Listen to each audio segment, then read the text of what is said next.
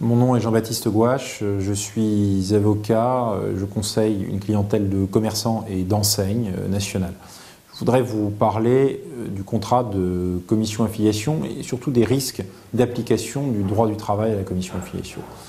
Pour rappel, très rapidement, le contrat de commission affiliation, celui par lequel une enseigne met un stock à disposition d'un commerçant chargé de le vendre dans un point de vente à des prix en principe déterminés par l'enseigne, moyennant le paiement d'une commission.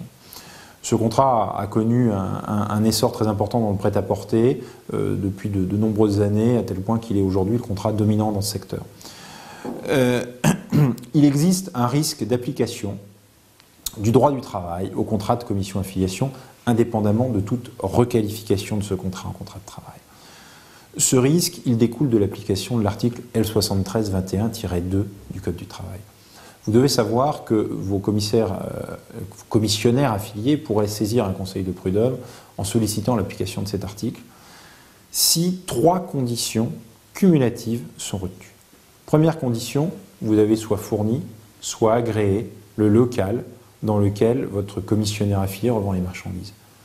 Cette condition est très souvent remplie en pratique et la plupart des contrats exigent une validation de l'emplacement par l'enseigne. La jurisprudence a quant à elle assimilé à une validation l'obligation d'aménager le local aux normes architecturales de l'enseigne. On voit donc que cette condition sera très souvent remplie contractuellement ou en pratique. Deuxième condition, le commissionnaire affilié s'approvisionne exclusivement auprès de vous, ça va de soi, mais surtout revend de manière exclusive vos produits. Ce sera très souvent le cas dans la mesure où vos commissionnaires affiliés sont monomarques.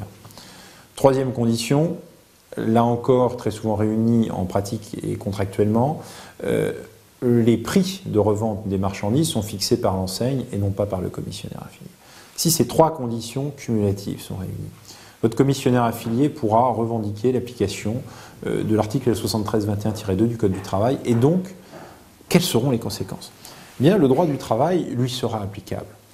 Ça signifie qu'il aura droit au paiement de salaire minima, au paiement de congés payés, au paiement de cotisations afférentes et le cas échéant, si vous avez rompu le contrat de distribution, si vous avez par exemple résilié, et bien dans ce cas-là, il pourra faire état d'un licenciement sans cause réelle et sérieuse. Donc ce risque, évidemment, peut aboutir à des conséquences pécuniaires significatives qu'il vous convient d'éviter.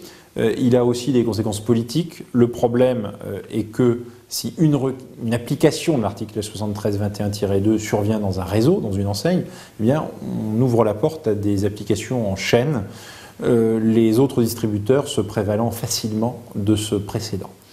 Il vous appartient donc de gérer ce risque en rédigeant de manière appropriée vos contrats de distribution et en ayant une pratique dans les relations avec vos commissionnaires affiliés qui évite l'application de l'article 7321-2 du Code du travail. Le cabinet a eu à gérer à de nombreuses reprises cette situation, tant dans la rédaction de contrats de distribution que devant des conseils de prud'homme en plaidant le fait que l'article L7321-2 du Code du travail n'est pas applicable. Et nous l'avons fait avec succès.